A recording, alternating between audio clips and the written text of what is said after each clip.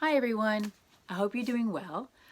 I decided today to read you some stories from one of the books that I really love, and it's about two best friends, George and Martha. And as you can see by the pictures, they're hippos. This is George, you can tell because he's wearing a hat, and Martha has a pretty flower by her head. This says the complete stories of two best friends, written and illustrated by James Marshall. Okay, so this is it's a big book, has lots of stories, so I'm going to start at the beginning. George and Martha, the complete stories of two best friends.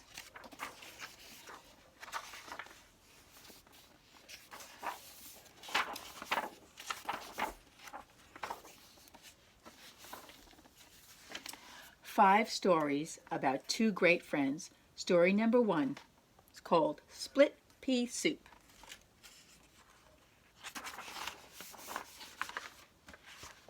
There we go.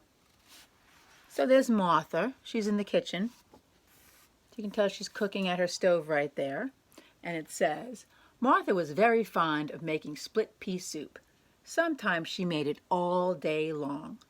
Pots and pots of split pea soup.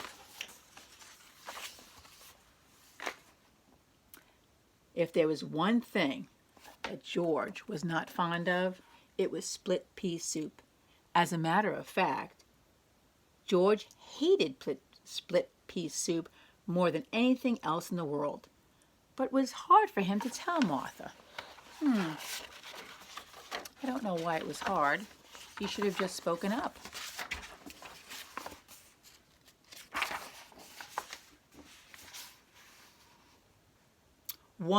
One day, after George had eaten 10 bowls of Martha's soup, he said to himself, I just can't stand another bowl. Not even another spoonful. So while Martha was out in the kitchen, George carefully poured the rest of his soup into his loafers under the table.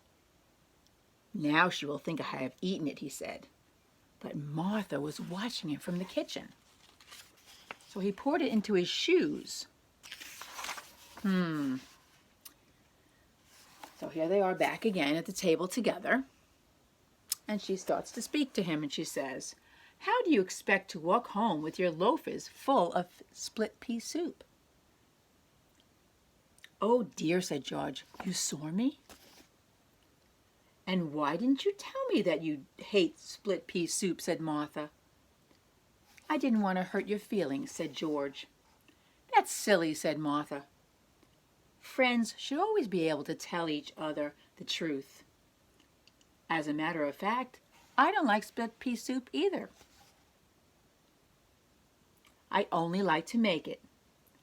From now on, you'll never eat another spoonful of that awful soup. What a relief, said George. Would you like some chocolate chip cookies instead? Asked Martha. Oh, that would be lovely, said George.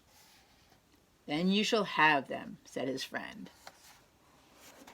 There they are, having their chocolate chip cookies. So, in the story, George was afraid of hurting Martha's feelings by telling her the truth. But, as it turned out, he should have told her the truth all along, because she was really ready to make him what he liked, and he liked chocolate chip cookies. So, the moral of the story is, tell the truth, especially to your friends. See you later. Bye-bye.